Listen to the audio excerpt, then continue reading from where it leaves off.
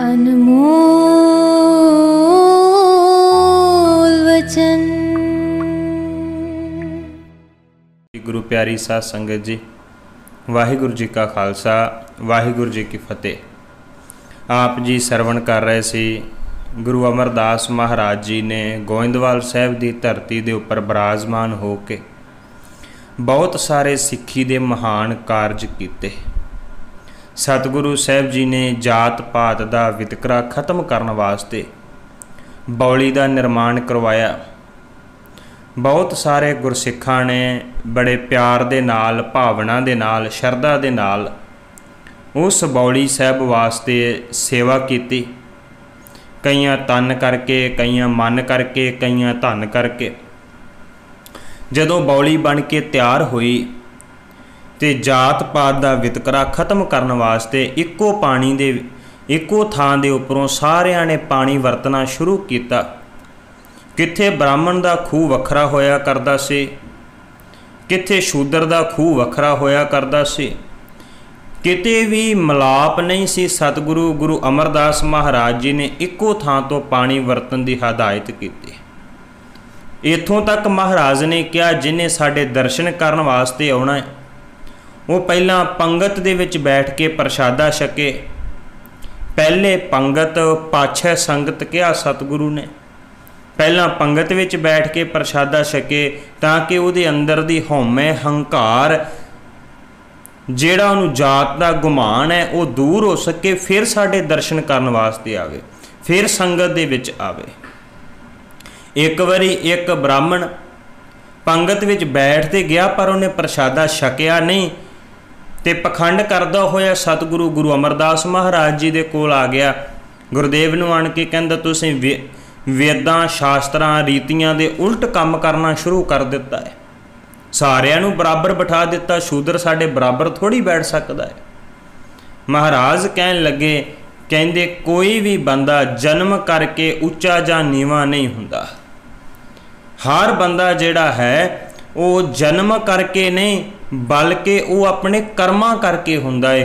कोई चंगी जात वाला है कर्म करके है, माड़ा है कर्म करके है। सतगुर दी बाणी विचों भी पढ़ देना। महाराज कहंदे खसम वसारें ते कम जात। माड़ी जात उहदी है जिहने रब नूं भुला दिता।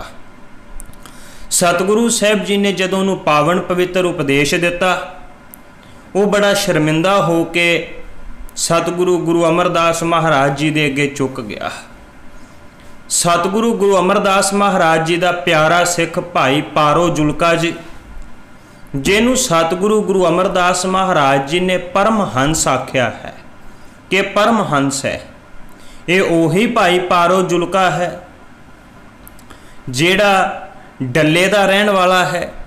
ते गुरु अमरदास महाराज ये कहन दे उपर जदों हरिद्वार की धरती ते पावन पवित्र उपदेश देण वास्ते गए सी, इहदी कहण दे उपर डल्ले दे विच जाके सिख संगतां नूं दर्शन दिते सन। उही पारो जुलका जी हन जिहड़े गुरु अंगद साहब महाराज दे वेले भी ब्यास दरिया चढ़िया होण दे बावजूद भी गुरु दे दर्शन करन वास्ते आए सन। इदां ही गुरु अमरदास महाराज जी दे दर्शन करन वास्ते आए, दरिया चढ़िया होया सी। जदों वापस जा रहे ने रस्ते विच एक मुसलमान ने पूछा ऐसा किहड़ा गुरु है जिहदे दर्शनां दी इन्नी तांग है तेरे मन विच ते चढ़े हुए ब्यास दरिया दी भी तू परवाह नहीं कीती। जिस वक्त भाई पारो जुलका जी ने कहा कि गुरु अमरदास महाराज गोइंदवाल साहब की धरती ते विराजमान है ते वो मुसलमान पारो जुलका जी दे नाल गुरु अमरदास महाराज जी दे दर्शन करन वास्ते आया ते सिख बन गया। ते सिख बन के उहदा नाम सी अल्लाहजार। ऐसी सिक्खी कमाई के सतगुरु साहब जी ने 22 मंजियां दे विचों एक मंजी भी उन्होंने सौंप दिते। वो भी प्रचारक बन गया गुरु करदा। भाई पारो जुलका जी ने बहुत सारा सिक्खी का प्रचार किया। एक दिन गुरु अमरदास महाराज जी दे मुबारक चरनां दे विच हाज़र होए। हाज़र हो के बेनती की, आख्या सतगुरु सिख संगत आउंदी है आप जी दे दर्शन दीदारे करके चले जाती है महाराज मैं चाहुंदा हाँ एक दिन ऐसा नियुक्त किया जाए ताकि सारे सिख आप जी दे दरबार विच इकट्ठे होके एक भारी जोड़ मेला मनाया जाया करे। गुरु अमरदास महाराज जी बड़े प्रसन्न होए, कहन लगे हाँ एक दिन ऐसा रखा जाएगा जदों सारी सिख संगत जोड़ मेले के रूप में एकत्र होया करेगी। ते सतगुरु गुरु अमरदास महाराज जी ने बख्शिश करके वो विसाखी वाला दिन नियुक्त किया। जिस दिन गुरु नानक साहब महाराज जी ने हरिद्वार की धरती ते उन्हां पांडियां दा भरम दूर किया सी, पानी सुट्टन वाला जिहड़ा आपां आम करके सरवण करते हाँ, वो भी विसाखी वाला दिन सी। जिस दिन बौली का गढ़ टुटिया सी वो भी एक विसाखी वाला दिन सी। गुरु अमरदास महाराज जी ने विसाखी मनाउण दा गोइंदवाल साहब की धरती तो ऐलान किया, जोड़ मेला होया करेगा। ऐसी विसाखी फिर गुरु घर दे विच मनाई जान लगी कि हर गुरु साहबान जिथे भी होवे सरीरक तौर ते उत्थे ही सिख संगतां दा भारी इकट्ठ हुंदा। और गुरु गोबिंद सिंह महाराज जी ने तो इसे विसाखी वाले दिन 1699 की विसाखी वाले दिन समुची सिख संगत नूं इकट्ठियां करके मेरे गुरुदेव ने खालसा पंथ की साजना कर दी। गुरु अमरदास महाराज तो ये विसाखी मनाउणी शुरू हुई। जिहड़े विरोधी लोग सन वो भी किसी न किसी तरीके दे नाल गुरु घर का विरोध कर रहे सन। उस वक्त आले दुआले जिथे गोंदे खतरी दे पुत्र सन, ये उही गोंदा जिन्हें सतगुरु नूं बेनती करके गोइंदवाल साहब का नवा नगर वसाया सी। सतगुरु ने जमीन मुल लैके सारे का सारा प्रबंध किया सी, पर इहदे पुत्र जिहड़े सन वो गुरु घर दे विरोधी हो गए। विरोधियों के नाल जाके रल के साजिशां घड़न लगे, हरेक तरीके नाल यतन करते गुरु अमरदास महाराज जी नूं नीवां विखाउण दा। कुछ सरवरीए लोग कुछ ब्राह्मण लोग ये भी इकट्ठे हो गए। उन्हां सरवरियां दे विच खोजे मुंडे सन, उन्हां नूं खोजे कहा जांदा सी। जदों सिख बौली बंद तो पहलां खूह तो पानी भरन वास्ते जांदे सन, इन्हां खोजियां ने उन्हां सिखां दे उपर निशाने लाउणे शुरू कीते। उन्हां दियां घड़े भन देने, फिर गागरां लईआं, गागरां विन देणियां। इदां करके बहुत बार झगड़ा भी होया, पर सतगुरु गुरु अमरदास महाराज निमरता दे पुंज सतगुरु साहब जी ने हमेशा सिखां नूं शांति रखण वास्ते कहा। एक दिन वो इन्ने वधे खोजे कि जिथे वो गुरु के सिखां नूं परेशान करते सन, उन्हां दी विरोधता करते सन। एक दिन उन्हां खोजियां ने इदां ही वधीकी करदियां करदियां सन्यासी साधु आए सी। वो जदों पानी भरन वास्ते गए, उन्हां ते गलेले का निशाना लाया ते निशाना साधु दी सन्यासी दी अख दे विच जाके वज गया। उन्हां सन्यासियों दे कोल शस्त्र सन, वो शस्त्रधारी सी। दोवां पासियों तो तलवारां दे नाल लड़ाइयां होईयां, दोवां पासियों तो भारी नुकसान होया। कुछ समय वास्ते खोजे जिहड़े सन टिक के बैठ गए, हट गए गुरु के सिखां नूं मखौल करनों, तंग करनों। पर बहुता समा ना लंघिया, इन्हां ने फिर उवें करना शुरू कर दिता। इन्हां दा हौसला इन्ना को वध गया कि एक दिन शाही खजाना जिहड़ा है वो दिल्ली नूं जांदा पिया सी। रस्ते दे विच मींह झक्खड़ हनेर आया। वो जिहड़ा शाही खजाना खच्चरां ते लद्दिया होया, वो लोग गोइंदवाल साहब की धरती ते रुके। कुछ तेज हवा वगण करके, झक्खड़ वगण करके एक खच्चर उन्हां दी विछड़ गई ते वो जदों भुल गई ते इन्हां खोजियां ने उस खच्चर नूं अपनी हवेली दे विच ताड़ दिता। उहदे ते खजाना लद्दिया होया सी। जदों उन्हूं ताड़ दिता ते उस वक्त जदों खच्चर की गिनती की गई, एक खच्चर घट, वो जेड़े सिपाही सन शाही खजाना लैके जा रहे सन, उन्होंने लभण का यतन किया, घर घर फोलना शुरू किया। इन्हां खोजियां ने रौला पा दिता कि खच्चर सिखां ने चोरी की है। हुण जिन्ना चिर कोई प्रूफ नहीं मिलता, जिन्ना चिर पता नहीं लगता कि खच्चर है कित्थे, जदों वो सिपाही लभ रहे सन वो खच्चर उस वक्त उन्हें हींगना शुरू किया और खोजियां दी हवेली दे विचों जाके मिले। ते उस वक्त वो जिहड़े सिपाही सन उन्होंने खोजियां नूं पकड़िया, नाल ही एक गोंदे दा पुत्र भी पकड़िया गया। एक गोंदे दी पत्नी जिहड़ी अपने पुत्र नूं लैके गुरु अमरदास महाराज दी शरण विच चली गई। एक बच गया, एक पकड़िया गया। जिहड़ा गोंदे दा पुत्र पकड़िया गया उन्होंने मौत की सज़ा सुनाई गई। कुछ खोजियां दे हथ पैर कट दिते गए, कुछ नूं मार दिता गया, कुछ नूं नाल लैके जिहड़े सिपाही सन अपने नाल दिल्ली बन के लै गए। बड़ा बुरा हशर होया। ये खोजे उस तो बाद सदा वास्ते गोइंदवाल ते आले दुआले दा इलाका छड्ड के किते दूर चले गए। पर कुछ विरोधी लोग जिहड़े जात अभिमानी सन, भावें खोजियां तो सिखां नूं राहत मिल चुकी सी, पर जिहड़े जात अभिमानी लोग सन वो अजे भी बाज नहीं सी आ रहे। उन्होंने यतन किया कि उस वक्त अकबर बादशाह जिहड़ा दिल्ली दे तखत ते बैठा होया, हमाजू दा पुत्र है, हमाजू तो बाद तखत ते बैठा है, वो लाहौर दी धरती ते आया। ते जिहड़े जात अभिमानी ब्राह्मण पंडित लोग सन ये सारे दे सारे उस वक्त अकबर दे कोल लिखती शिकायत लैके पहुंचे। कहंदे गुरु अमरदास महाराज जी तो साडे धर्म नूं खतरा है। गुरु अमरदास जी ने साडी जात पात खत्म कर दिती, सारिਆਂ ਨੂੰ एक बराबर पंगत विच बिठा के प्रसादा छकाउणा शुरू कर दिता, सारिਆਂ ਨੂੰ एक थां तो पानी की वरतों करवाई जाती है, साडे वेदां शास्त्रां रीतियां दे उल्ट करदा पिया है। वो गंगा जमुना इत्यादिक तीर्थ थावां की निंदिया करते पे हैं। जो कुछ किया जा रहा वो सारे का सारा साडे वेदां दे उल्ट है, उहदे ते कार्रवाई होनी चाहिए। सानू गुरु अमरदास महाराज जी तो साड़ी रखिया करनी चाहिए है। अकबर बादशाह बड़ा नीतिवान सी, सियाणा सी।